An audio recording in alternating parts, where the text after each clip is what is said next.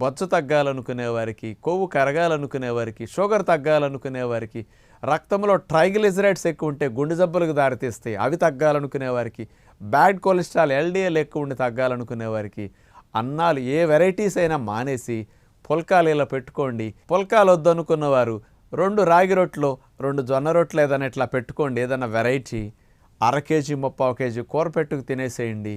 ఇవన్నీ సమస్యలు ఎంత సులువుగానే తగ్గుతాయి. బొజ్జ ఫ్లాట్గా అయిపోతుంది.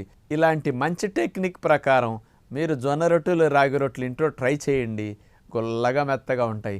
పిల్లలకు కూడా ఇలాంటి పెట్టండి. మనవలే భవిష్యత్తులో పిల్లలకి జబ్బులు రాకుండా, షుగర్ రాకుండా, లావ్ అవ్వకుండా, స్లిమ్గా సన్నగా ఉండటానికి అన్నాలు మానండి. పుల్కాలు ఇంట్లో మొదలెట్టండి అని అందరికీ విజ్ఞప్తి చేస్తూ నమస్కారం.